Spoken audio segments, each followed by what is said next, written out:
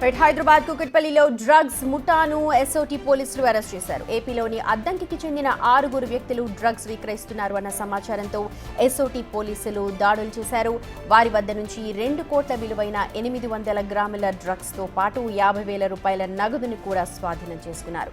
Drugs వినియోగిస్తున్న 5 పోలీసులు arrest చేశారు. పరారీలో ఉన్న ఓ కానిస్టేబుల్ కోసం కూడా గాలిస్తున్నారు.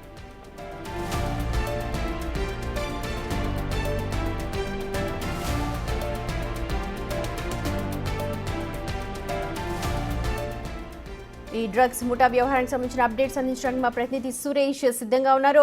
సురేష్, కుకట్పల్లి వివేకానంద నగర్ లో 4 అనుమానాస్పదంగా తిరుగుతున్నారనే సమాచారం పోలీసులకు రావడంతో ఎస్ఓటీ పోలీసులు అక్కడికి వెళ్లి సోదాలు చేయడంతో దాదాపు 2 కోట్ల విలువైన కొకైన్, ఎపిడ్రిన్ డ్రగ్ ని స్వాధీనం చేసుకొని 5 నిందితులను అరెస్ట్ చేయడం జరిగింది. వీరంతా కూడా ఏపీకి చెందిన వారుగా పోలీసులు గుర్తించారు. అయితే ఇక్కడ డ్రగ్స్ తీసుకొచ్చి ఎవరికి విక్రయిస్తున్నారనే కోణంలో పోలీసులు దర్యాప్తు చేస్తున్నారు. ఏపీ అద్దంకికి చెందిన సురేంద్ర, అదేవిధంగా జ్యోతిరెడ్డి హరిబాబు, మరొక వ్యక్తిని మస్తాన్ అలీ, అదేవిధంగా యేసుబాబుని అరెస్ట్ చేయడం జరిగింది. గుణశేఖర్ అనే కానిస్టేబుల్ పరారీలో ఉన్నట్టుగా పోలీసులు చెప్తున్నారు. ఇతను వీరికి సహాయం చేసి మొత్తం 6 ఒక టీం ఏర్పడి డ్రగ్స్ ని తీసుకొచ్చి హైదరాబాద్ లో అమ్మాలనే ప్రయత్నం చేశారని చెప్పేసి కూడా పోలీసులు అనుమానిస్తున్నారు. దాదాపు 2 కోట్ల విలువైన కొకైన్ నుండి వీరి నుంచి స్వాధీనం చేసుకున్నామని చెప్పేసి కూడా పోలీసులు చెప్తున్నారు. సైబరాబాద్ ఎస్ఓటీ పోలీసులకు వచ్చిన సమాచారంతో పక్క